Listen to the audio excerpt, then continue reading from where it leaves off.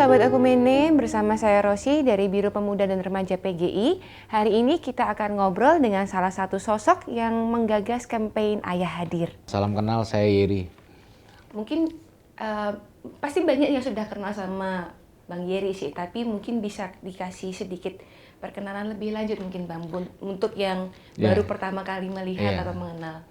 Aku melayani di Gereja El Shaddai Injil Sepenuh di Tangerang Selatan. Terus aku mimpin satu yayasan yang namanya Yayasan Ayah Hadir gitu. Jadi aku juga seorang aktivis sosial, konselor adiksi yang bersinergi dengan komponen-komponen masyarakat maupun pemerintah kayak BNN, BNPT, gitu, Kemensos dan sebagainya. Jadi dikenal juga sebagai pendeta, dikenal juga sebagai volunteer sosial. Wih, jadi gitu. Ini kalau bahasa anak sekarang sudah multi talent gitu ya. Multi talent. Jadi dan juga relasinya banyak, tidak cuma di lingkup gereja, tetapi juga ke pemerintahan, lalu ke lintas agama juga. Agama dan juga ke teman-teman secara luas. Maksudnya dalam artian tidak cuma teman-teman muda, tetapi juga yang ada dari senior-senior gitu ya. Betul. Nah, ini menarik sahabat Oikumene karena tadi kalau kita perhatikan introduksinya itu banyak hal yang di cover dalam pelayanannya Bang Yeri, gitu ya. Jadi tidak cuma pastoral gerejawi, tetapi bahkan beyond atau melampaui batas dinding-dinding gereja. Nah, sebenarnya kalau mau dilihat bagaimana awal keterlibatan Bang Yeri di pelayanan ini? Iya, karena berdasarkan dari background juga ya. Karena saya memegang prinsip bahwa kasih Tuhan tuh nggak bisa dibalas kecuali diteruskan pada orang lain. Jadi semangatnya di situ. Lalu saya melihat juga ketika membagikan kasih itu, Yesus sebagai tokoh sentral yang saya pelajari dan kagumi. Dia bukan cuma tokoh agama, dia juga tokoh masyarakat. Gitu. Dia bukan hadir di segmen agama, dia juga hadir di segmen masyarakat gitu. Nah di situ saya sadar bahwa salah satu bentuk pelayanan dan kecintaan saya sama Tuhan adalah saya berkontribusi buat bangsa dan negara ini. Saya ikut berkontribusi. Jadi sebenarnya itu pemicu-pemicu awal yang akhirnya membuat saya konsisten sampai puji Tuhan sampai hari ini untuk melayani gitu. Kurang lebih sudah jalan berapa lama ini? Ini ini sudah masuk dalam tahun yang ke-20. Wow, 20 tahun. Iya. Dan itu untuk menjadi konsisten dan tentunya pasti tantangannya banyak ya. Betul. Itu kan tidak mudah. Betul. So far yang dialami atau sampai kira-kira pernah nggak ke titik udah deh Tuhan, sudah cukup aku berbagi kasih? Oke. Ya titik itu pasti ada dan saya rasa itu normal gitu loh. Itu titik normal. Jadi ketika seorang berkomitmen untuk melayani, maka dia akan menghadapi tantangan dari orang-orang yang dia layani. Dia akan menghadapi tantangan dengan leader-leader dia sebagai orang yang merasa harus berkontribusi. Dia akan juga menghadapi tantangan dari sesama pelayan. Gitu. Nah, ini yang buat banyak orang mundur gitu ketika jadi sandwich gitu ya. Atas kena, bawah kena, depan kena, belakang kena. Nah, tentu orang akan sampai pada titik itu. Dan kalau mungkin ada dari sahabat Okumene yang menyaksikan tayangan ini ada di titik itu, ya Tuhan punya banyak cara lah, termasuk mungkin podcast ini untuk menguatkan dan mengingatkan kita kembali untuk tetap semangat. Tapi titik itu pasti ada. Pasti ada ya. Pasti ada dan normal kalau menurut saya sih. Dan kemudian pertanyaannya adalah bagaimana melampauinya supaya bisa terus kembali ke track yang benar. Iya.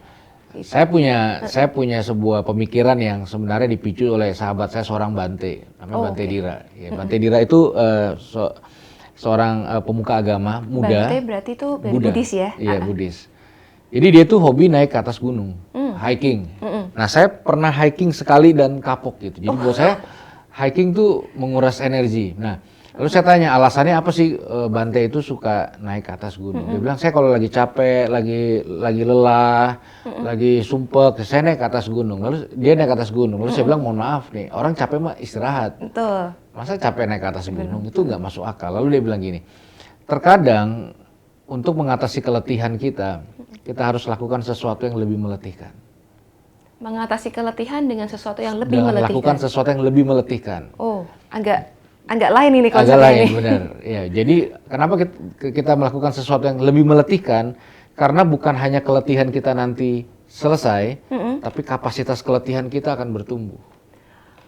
Jadi kalau saya capek, PR saya adalah saya harus tabrak limitnya. Lalu saya dapat kontekstual di dalam Alkitab ketika Yesus menyuruh muridnya ber-12 pergi, lalu murid-murid kembali, lalu Yesus melihat bahwa makan mereka nggak sempat, lalu Yesus mengajak mereka ke tempat yang sunyi untuk istirahat dan makan. Itu kan kontekstual fellowship, liburannya, healingnya murid-murid ternyata ada. Ada di situ. Nah, tapi ketika murid-murid mau healing, datang lebih banyak lagi orang. Nah, di situ kepo saya bahwa liburannya jadi apa enggak nih? Ternyata enggak. Datanglah 5.000 orang yang lapar ini, laki-laki belum, perempuan dan Malah anak. lebih banyak lagi yang datang. Jadi cara mengatasi keletihannya ada momen Yesus tambahkan PR-nya. Bukan untuk menghancurkan, tapi untuk menabrak limitnya. Dan dengan menabrak limit itulah lalu kapasitasnya Kapasitas akan kita semakin bertambah besar. sehingga titik-titik lelah itu terkontrol dan bisa kita dongkrak. Tentu kerajaan Tuhan akan lebih disenangkan kalau kita memiliki kapasitas yang bertumbuh. Wah, ini satu agak lain memang, agak lain konsepnya Sobat Oikumene, tetapi ini menjadi satu pembelajaran juga karena kalau kita lihat, saya tidak mengatakan generasi Z ya, tetapi ada kecenderungan anak-anak muda sekarang itu maunya yang instan aja deh, maunya yang gampang-gampang aja deh, dikasih tantangan agak berat dikit, aduh. Tunggu sebentar. Nah, dengan kondisi anak-anak yang sekarang seperti ini, ditambah lagi kalau kita lihat, kita bersyukur tadi kalau dengar ceritanya dari Bang Yeri, ada teman Bante yang bisa menginspirasi. Tetapi kan sosok inspirasi ini tidak mudah untuk ditemukan. Nah, kira-kira ada nggak sih semacam pandangan atau mungkin tips, triknya dari Bang Yeri untuk teman-teman muda yang dalam kondisi seperti ini gitu? Iya, kembali lagi. Kalau saya tarik ke belakang, saya punya prinsip yang lain juga. Oke. Prinsip saya adalah gini, jangan sering-sering ikut orang, jangan sering-sering izinin orang ikut kita. Gitu. Karena ada waktunya semua orang akan menghadapi sebuah kemandirian dalam struggle itu. Puji Tuhan kalau masih ada yang semangatin, tapi mohon maaf, suatu saat orang-orang yang semangatin kita itu akan pergi. Jadi karena berbagai alasan ya? Karena berbagai alasan. Jadi saya meyakini hidup dalam Tuhan itu kadang-kadang ada fase ini.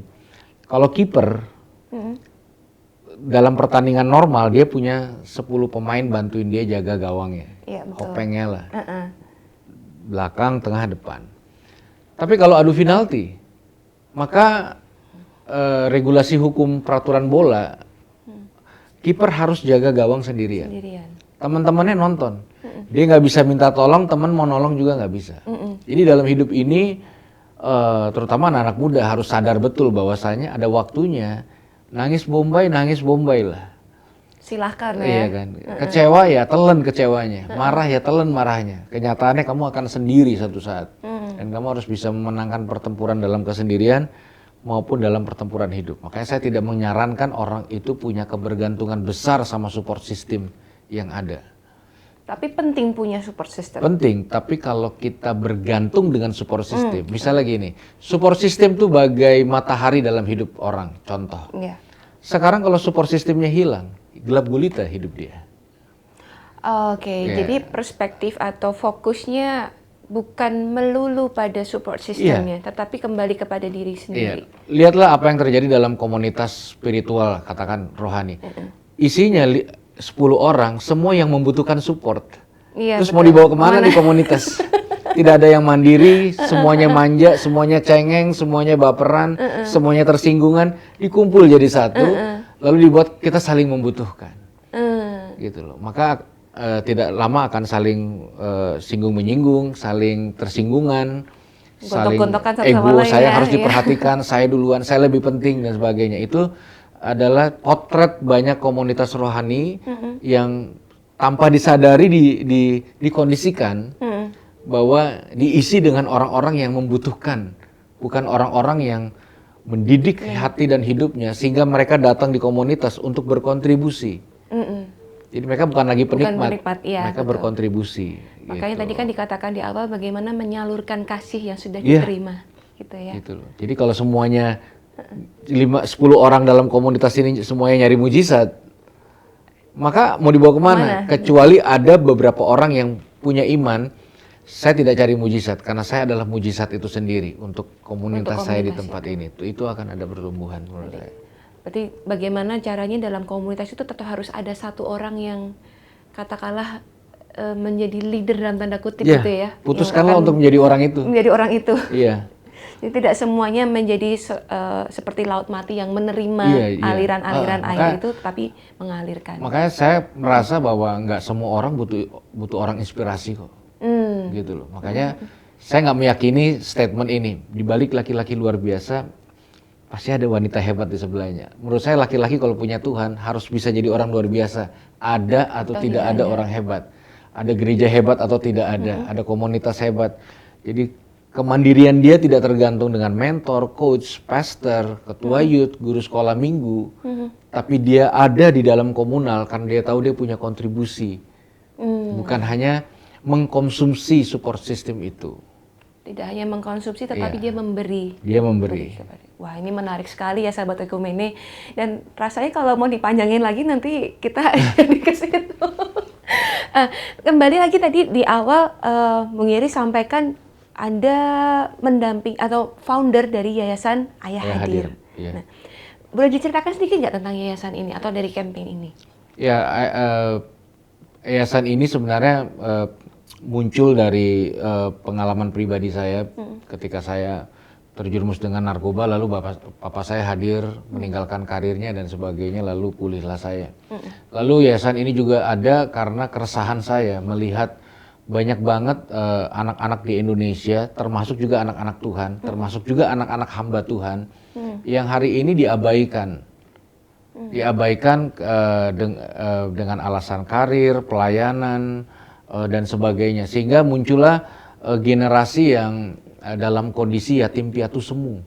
Yatim piatu semu gitu. Jadi dalam artian ada orang tuanya tetapi seolah-olah tidak ada gitu ya. Iya, jadi mereka bisa melayani, mereka bisa khotbah, mereka bisa pimpin pujian, mereka bisa atur keuangan, mereka bisa punya berbagai skill pastoral yang dahsyat, tapi secara spirit mereka yatim piatu, mereka sering ngerasa kesepian di tengah keramaian. Mereka pastor yang kesepian, mereka WL yang kesepian, mereka guru yang kesepian. Artinya rongga-rongga itu seakan-akan dianggap normal dan mengorbankan anak demi pekerjaan dan pelayanan mulai dilihat juga sebagai sesuatu yang normal gitu loh. Arahnya sudah ke normalisasi hal itu ya. Iya. Kan kita sering dengar orang bilang gini, kalau kamu urus Tuhan, nanti Tuhan yang urus anakmu. Loh gimana? Kalau nggak mau urus anak, jangan dibuatlah anaknya. Daripada kita pakai alasan A, B, C, D, akhirnya kita mengabaikan. Begitu loh. Sampai hari ini kan masih ada statement-statement kesaksian yang meskipun anak saya sakit di rumah sakit, saya tetap berkomitmen, berkorban untuk tetap bisa melayani di gereja hari ini.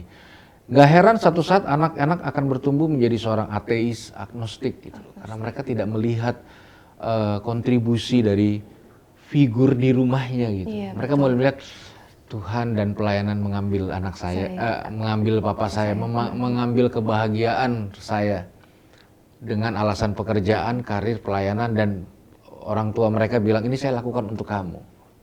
Nah itu sebenarnya Yayasan Hadir tuh mencoba meng-counter culture itu sehingga ada culture baru yang harusnya kita sadar dari mau menikah gitu. Kalau nggak siap, pikir ulang gitu, daripada memaksa dengan regulasi seperti umumnya menikah, punya anak, punya pekerjaan, punya pelayanan, tapi kita melahirkan orang-orang yang terluka. Sebenarnya ada satu anak muda yang melempar sebuah statement yang membuat saya makin getol menjalankan Ayah Hadir ini. Dia bilang gini, Bang, tahu nggak cara menyelamatkan generasi yang paling gampang? Itu statementnya. Iya. Saya bilang saya udah hampir 20 tahun nih berkutat di Save Our Generation gitu loh. Dari seminar ke seminar, dari ini kamu dengan mudahnya mengkondisikan itu gampang gitu. Tapi oke lah, saya dengarkan. Saya bilang, gimana cara menyelamatkan generasi? Lalu dia bilang gini, jangan dilahirin lah Bang. Oh, Ngapain dilahirin terus diselamatin? selamatkan. Oh. Itu kan artinya ngapain gitu. Agak kontradiktif juga Iya, ya jadinya ya. gitu loh. Kita lahirkan untuk diselamatkan Selamatkan. gitu. Nah, itu kan sebenarnya teriakan generasi ini, teriakan suara-suara yang tidak terdengar ini, bahwa mereka rasa terabaikan gitu. Secara tidak sadar oleh orang tuanya. Suara mereka tidak terdengar, bahwasanya tidak ada satupun anak yang bikin proposal sama papa mamanya untuk minta dilahirkan gitu. Iya. Nah, jadi pertanggungjawaban ayah ke anak itu menurut saya bukan lebih ya, mungkin bobot sakralnya sangat kuat, mungkin lebih kuat dari KKR, conference dan semua hal yang ada gitu. Makanya ketakutan saya adalah jangan sampai saya lebih jago nengking setan dibanding peluk anak saya gitu. Gitu sih. Itu sedih banget sih ya kalau misalnya dilihat orang di luar, wah pendeta yang hebat, pendeta yang besar, tetapi di dalam rumah tangganya ada anak-anak yang merasa terabaikan. Nah, terkait dengan itu, ini tadi ada satu pertanyaan dari sahabat Oikumene yang sudah disampaikan melalui media sosial. Dia tanya begini, jadi menurut Bung Yeri, apa yang harus disiapkan para pria dan mungkin juga para perempuan ya, yang berencana menikah dan punya anak? Baik, oke. Mungkin saya akan kerucutkan dengan satu syarat yang menurut saya mutlak gitu. Saya sebut dengan istilah singleness. Singleness adalah bertahan dalam kesendirian. Jadi dia harus penuh dengan Tuhan. Kalau alasannya masih seputar kesepian dan nggak punya teman hidup, rasanya pikir ulang deh mau menikah. Karena pernikahan tanpa singleness justru akan menunjukkan orang tenggelam dalam kesepian yang lebih dalam. Misalnya, kalau suami istri berantem kan, satu tidur lihat sana, satu tidur lihat sini. Terus misalnya, karena saya udah nikah kan, itu kan pengalaman hari-hari. Nggak ngomongan 5 hari, di meja makan ketemu, keluar kamar mandi ketemu. Jadi pernikahan adalah bukan obat kesepian. Itu. Makanya sebelum orang menikah harus dipastikan keutuhan dia dengan Tuhan tuh dalam tahap apa gitu. Dan sudah terjamin dulu. Sudah terjamin. Jadi dia penuh. Kapan waktu orang tuh menikah? Menurut saya ketika dia berpikir perlu nggak perlu nih sekarang nih, karena ada satu rasa bukan independen ya, satu rasa penuh yang datang dari Tuhan itu, sehingga dia tidak. Kan sekarang orang gini, Bang, aku tetap dong perlu cari orang yang untuk melengkapi hidupku. Oh, saya bilang cacat dong sebelumnya. Karena mencari pelengkap ya. Jadi yang nggak lengkap ini mau dikasih apa ke pasangan? Kamu sedang memberikan sesuatu yang nggak lengkap, kompletin dulu lah. Bayangin sekarang orang mau pacaran deh. Dia kan sering banyak yang bilang sama saya, Bang, doain dong, ada 5 calon nih. Dari antara 5 ini kira-kira mana yang benar-benar jadi pasangan hidupku gitu kan. Itu kan normal kan. Orang cari alternatif. Terus saya bilang, belum tentu 5-5 yang mau sama kamu. Boleh doa buat dapat yang terbaik. Yang terbaik belum tentu mau sama kamu. Dia juga cari yang terbaik lah. Nah, makanya jangan sibuk untuk membangun narasi yang menurut saya kurang esensi. Venue lah, mobil, rumah, tabungan, kapasitas-kapasitas yang lain seperti yang pada umumnya. Kalau saya akan mengkerucutkan pada singleness. Apa yang membuat orang child free sekarang? Karena dia takut aja. Nah, ini menarik nih, nggak apa-apa saya ambil ini dikit ya, mengenai child free. Sampai hari ini banyak orang tua meletakkan kebahagiaannya di pundak anak-anaknya. Jadi anak-anak tuh kayak piala. Kalau kamu berhasil, papa bangga. Kalau kamu gagal, bikin malu keluarga, bikin malu marga, bikin malu semuanya. Jadi kenapa kebahagiaan orang tua sekarang ada di pundak anak-anak? Sehingga anak-anak ini mulai pasif gitu. Karena mereka takut kalau mereka gagal, mereka bikin malu orang tuanya. Bebannya jadi lebih besar. Iya, jadi banyak orang tua belum sadar bahwa saya tidak ada anak diciptakan Tuhan untuk buat orang tua bahagia. Bahagia datangnya dari Tuhan. Nah, ketika mereka takut malu, takut resiko, takut nanti orang bilang apa, nanti Ya kita tahu ya, acara-acara keluarga kan sekarang kayak ajang pamer anak gitu. Anak saya udah bisa jalan duluan, anak saya dong udah gini, anak saya sekarang kuliah ini, oh ya gini. Nah sehingga fenomena itu membuat orang capek dan mulai nek mungkin dalam tanda kutip dengan kompetitif yang ada. Main aman lah, udah. Selain kita mau hemat, mungkin lebih happy nggak ada anak gitu. Terus saya itu yang membuat akhirnya karena singleness yang bermasalah itu, akhirnya orang cari alternatif lah. Ya sebenarnya mencari alternatif juga sebenarnya nggak salah ya. Ya asal tepat asal gitu. tepat, asal iya, tepat asal gitu. tepat dan sesuai dengan track rambu-rambunya itu tadi. Iya gitu. Nah, ini satu fenomena yang memang hari-hari ini sedang banyak dibicarakan. Tadi bicara soal keluarga, bicara soal child free dan semua yang perdebatan-perdebatan ini. Nah, menurut Bang Giri sendiri, apa yang menjadi kekuatan sebuah keluarga? Iya, oke. Gitu. Karena kan dengan semua tantangan, kita lihat tantangan dari media digital lah, dengan semua hoax dan lain-lain. Belum lagi kalau kita lihat pergaulan anak-anak sekarang yang begitu bebas merdeka tanpa sekat. Jadi kalau mau ditarik lagi, kekuatan yang bisa diandalkan sebuah keluarga menghadapi semua tantangan ini. Kalau saya akan kerucutkan ke hadirkan Tuhan di ruang gagal. Di ruang gagal? Di ruang gagal keluarga. Jadi chord-nya akan menjadi di dua source, yaitu penerimaan dan pengampunan. Karena sulitnya membangun idealnya keluarga cemara hari ini, sehingga semua anggota keluarga harus diperlengkapi dengan hati yang luas ketika anggota keluarganya mengalami kegagalan. Karena sekarang narasi yang dibangun adalah berhasil, naik dan terus, tidak akan turun gitu ya. Dari punya 1 harus punya 1000, dari yang nggak ada harus jadi ada, pragmatis, sehingga perfeksionis iman itu sulit menerima kegagalan. Gitu. Sekarang apakah anak-anak akan terbuka kalau mereka punya orientasi seksual yang berbeda? Kalau mereka gagal, misalnya hamil di luar nikah, mereka pakai drugs, gitu. Atau mereka lakukan hal yang apakah mereka akan terbuka di rumah, apakah mereka akan terbuka di gereja, ataukah mereka akan terbuka di sosial media. Nah itu pertanyaan. Jadi kalau buat saya chord yang paling saya bangun di keluarga sebagai pondasi keluarga yang kuat adalah menyadarkan semua bahwasanya kita butuh ruang gagal di tengah-tengah keluarga. Dan itu tidak apa-apa karena itu keluarga sendiri ya. Seharusnya menjadi ruang yang aman karena orang tua, dan anak orang tua sendiri. Bahagianya bukan karena gagal atau enggak, bahagianya dari Tuhan. Dari Tuhan, dari atas dulu, dari Tuhan dulu, baru kemudian turun ke bawah. Nah, ini kembali ke pertanyaan dari sahabat Oikumene di sosial media.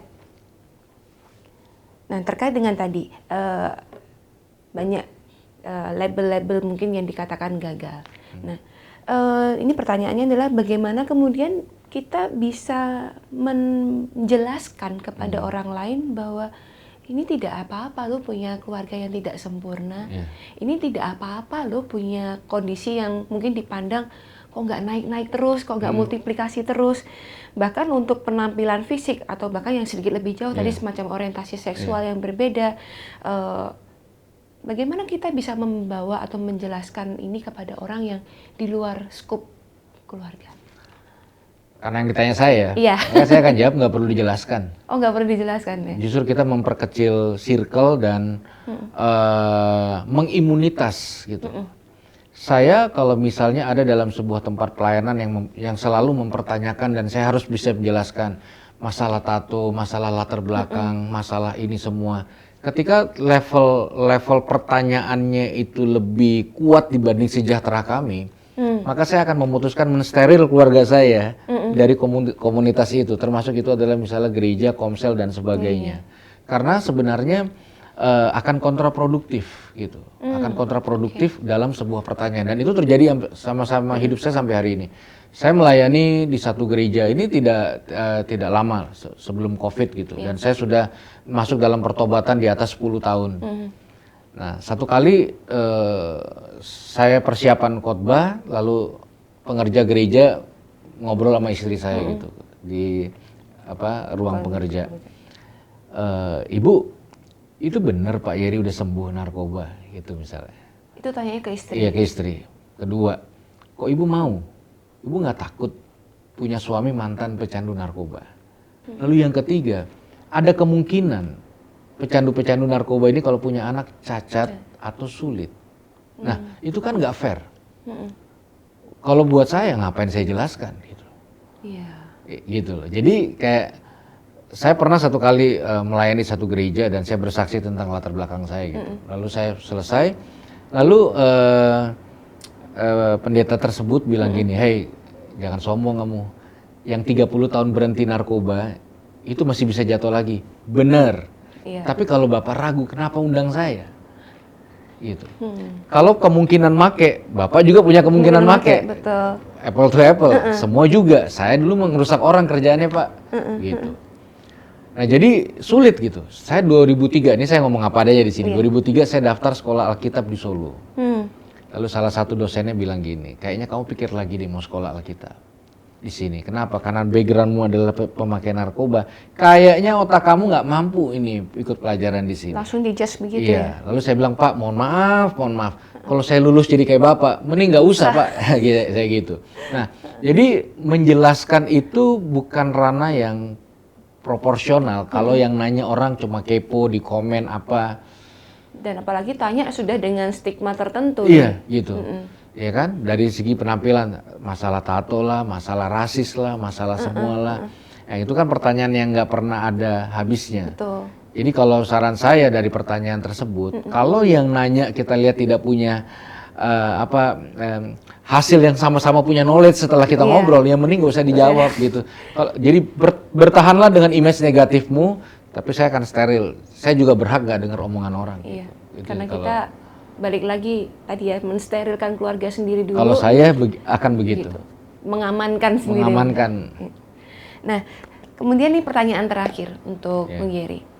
Tema Paskah PGI kan untuk tahun ini menjadi alat kebenaran. Iya. Nah, bagaimana pandangan Bang Yeri sendiri dengan semua background dan pengalaman hidup yang tadi sudah dibagikan? Cara praktisnya mungkin menjadi alat kebenaran itu seperti apa? Kalau menurut saya ini harus jadi momentum pertukaran budaya ya, dari budaya egosentris ke bagaimana kita ini menjadi alat buat orang lain gitu. Hal praktisnya gini, kalau saya ambil kalimat, kalau kita ini sering dimanfaatkan orang, karena memang hidup kita bermanfaat. Oh iya, karena ada manfaatnya ya, makanya dimanfaatkan orang ya. Saking banyaknya manfaat dalam hidup kita, orang ngantri memanfaatkan kita. Nah, yang nggak ada manfaatnya itulah orang-orang yang memanfaatkan kita gitu. Jadi letakkan kebenaran mutlak di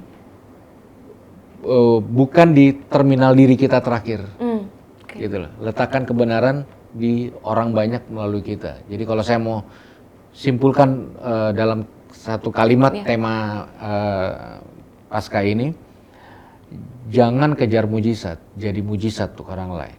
Jangan nunggu jawaban doa, jadi jawaban doa untuk orang lain. Jangan kejar hal besar, tapi jadi hal besar itu untuk orang lain. Itu dua dimensi yang berbeda dan harusnya orang mampu pindah di momentum Paskah ini.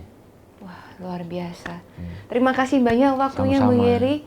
Demikian sahabat Ekumene, satu statement penutup yang begitu luar biasa dan semoga ini tidak hanya menjadi ajakan tetapi direspon ya oleh sahabat Ekumene semua, karena sekali lagi dunia ini akan menjadi terlalu sepi nanti kalau kita hanya menunggu orang lain mengulurkan tangan buat kita, tetapi marilah kita sebagai alat-alat kebenaran Tuhan, kita juga yang mengulurkan tangan, kita yang memberikan diri kita kepada komunitas, dan terlebih dari itu pertama-tama kepada keluarga kita terlebih dahulu.